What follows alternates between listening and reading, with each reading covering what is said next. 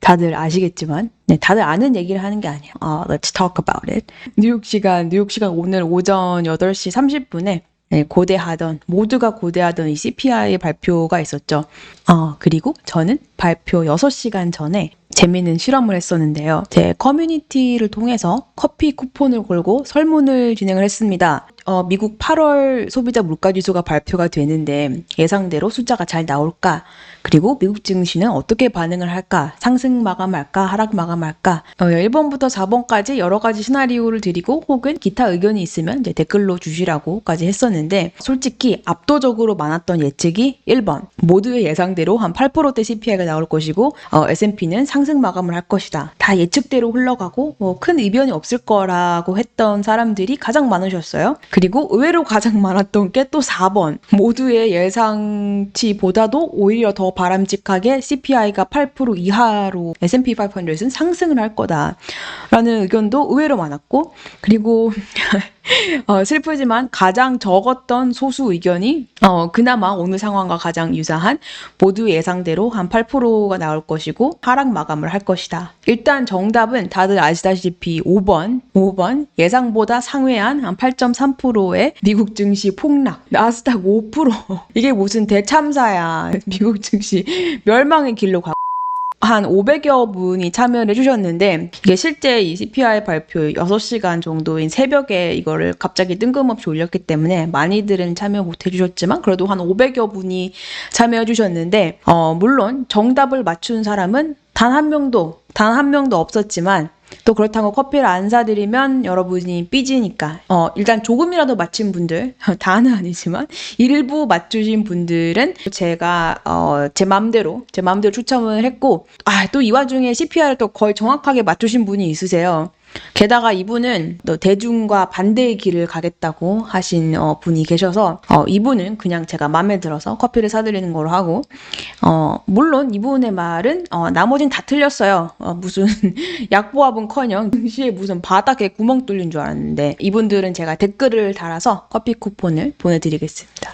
물론 저도 틀렸습니다. 제 생각은 7월달 수준인 8.5%까지는 아니겠지만 그래도 이제 8%는 아니고 그냥 그 사이 어느 정도 생각을 했었어요. 하지만 결국에 우리는 이게 증시에 미치는 영향이 가장 중요하니까 요 며칠 상승했던 상승분만큼은 반환하고 한 1% 이상 하지만 뭐 2% 미만대로 하락하는 수준에서 S&P가 장이 끝날 거라고 생각했었는데 오늘 증시는 2020년 이래 가장 가파른 속도로 폭망했다고. 근데 이거는 진짜 오늘 새벽부터 조짐이 안 좋았던 게 일단 오전 8시 30분 정확히 그때부터 S&P Futures 무너지기 시작하더니 이 프리마켓 매매량부터 너무 뛰어가지고 그때부터 직감했죠. 8시 31분부터 직감했죠. 망했구나.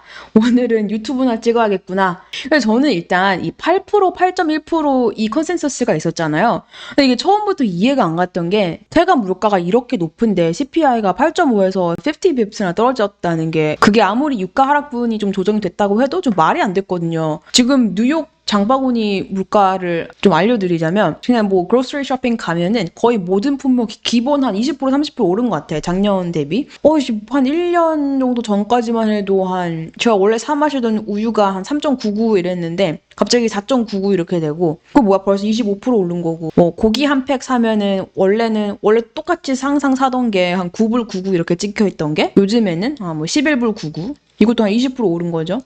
그래서 대충만 계산해봐도 작년 같은 경우는 같은 양을 사도 한 7, 80불 선에서 장을 봤다면 이제는 기본 한 100불 넘어가는 그 정도 수준. 그리고 더 열받는 거는 에너지 프라이스. 이거는 이제 미국 사시는 분들은 공감하실 텐데 컨 에디슨에서 날아온 제 유틸리티 영수증을 보면은 정말 열이 받습니다.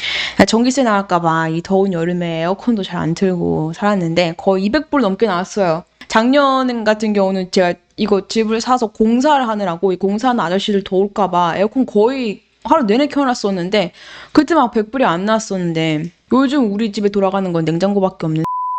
그리고 core CPI. 그냥 우리가 이제 통상적으로 발표하는 이 소비자 지수, 소비자 물가 지수는 이 CPI, 헤드라인 CPI라고 해요. 그거는 이제 8.3%가 올랐는데 core CPI는 6.32% 올랐다네요. 이게 core CPI라는 게 결국에는 에너지 가격이랑 식품 가격을 제외한 물가 상승률의 그 폭인데, 참고로 저는 이 CPI 인덱스라는 것 자체를 인정 안 해주는 주의입니다. 왜냐면 이게 굉장히 경제학적 관점에서 만들어진 개념인데, 애초에 에너지 가격이랑 식품 가격을 빼는 이유가 가격 지표라는 걸 산정을 해야 되는데, CPI라는 게 이 두 개의 항목이 가장 변동성이 심해서 이 fluctuations를 제외를 해야지 제대로 된 가격 트렌드가 보인다, 뭐 이런 이유에서예요. 저는 그것도 의미 없다고 보는 게, 지금 제일 중요한 에너지 가격이랑 식품 가격을 빼놓고 그게 뭔, 이름도 진짜 기가 막힌 게 근원 CPI래. 그걸 갖다가 먹고 사는데 가장 근원적인 이 core 두 개를 빼놓고서, 아무튼 이 지표도 자주 등장하니까 상식으로 알아두시면 되고. 그리고 이제 뭐 변동성 때문이라고 하는데, 이 두 개의 상품 가격의 장점은 사실 가장 이 선행적인 물가이기도 하잖아요. 에너지 가격이랑 식품가 같은 경우는. 그래서 앞으로의 인플레이션 추이에 대한 강한 시그널링 효과가 있다고 저는 보기 때문에, 그래서 저는 뭐 core CPI고 뭐고 그냥 얘네까지 다 포함시켜야 한다고 보는데, 사실 core CPI에서 진짜 core한 건 주거 비용밖에 없거든요. 사실 지금 이번에 나온 그 CPI 그 데이터 관련해서도 좀 잘 보면은, 사실 이번에 부동산, 집값, 렌트 비용, 그리고 이제 식료품, 뭐 의료비, 뭐 이런 순으로 이제 물가 상승률 폭이 가장 높았어요. 이제 카테고리를 보면은 물가 상승률에서 가장 크게 차지하는 게 이 렌트 비용이에요. 이 헤드라인 CPI에서 30% 이상 차지하는 게 이게 렌트, 이 집값. 그리고 core CPI에서는 에너지 가격이랑 식품 가격이 빠지고 나니까 비중이 더 커져서 40%를 차지하는 게 렌트 비용. 자꾸 바이든 정부에서 요즘 집값도 막 상승폭이 완화된다, 오히려 막 떨어지는 지역도 있다, 막 그게 괜찮다는 식으로 얘기를 하는데, 괜찮기는 뭐가 괜찮아. 지금 요즘 웬만한 메이저 리얼에스테이트 마켓 같은 거 보면은 매매량도 줄고 하는 게, 지금 집 사는데 모기지 금리도 미쳐가지고 지금 사기도 힘드니까 그렇게 된 거지. 그 대신 렌트비가 엄청 올랐단 말이에요. 지금 1년 사이에 뉴욕만 보면은 맨하탄은 막 20-30% 기본으로 올랐는데, 이게 카테고리별로 보면은 그냥 재밌어요. 인플레이션이 어떤 부분에서 얼마나 올렸나, 아주 각종 기록의 향연입니다. 거의 뭐 올림픽이에요. 올림픽 수준. 이거 볼래요? 여기 food, 식료품 가격 1979년 이래 최고치라고 하고, electricity prices, 전기세 15.8%, 이것도 1981년 이래 최고치. gasoline prices, 8월 gasoline prices에서 10.6% 떨어졌다고 하는데, 그게 다 무슨 의미야. 이거 어쨌든 이렇게 다 올랐는데. 중요한 건 오늘의 폭락에 대해서 말인데, 이렇게 증시가 하락한 건 알겠는데 왜 이 정도로 폭락을 했냐에 대해서는, 그거는 CPI가 반영된 것도 있지만 결국에는 이제 금리에 대한 건데, 벌써 다음 주 FOMC에서 연준의 금리 인상이 75 bips 올리는 거는 거의 여지 없어 보이고, 이쯤 되면 그냥 시장도 포기했죠.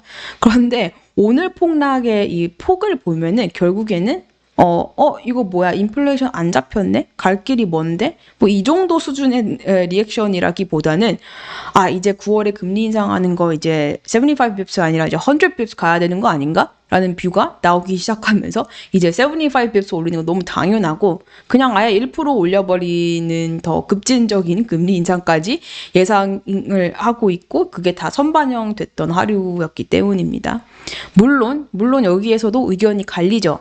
같은 100 bips 인상을 예상하는 애널리스트들 사이에서도 이제 증시의 향방에 대해서는 의견이 많이 엇갈립니다. 어떤 사람은 이러고 있지, 진짜 100 bips 올리면 no, markets would hate it.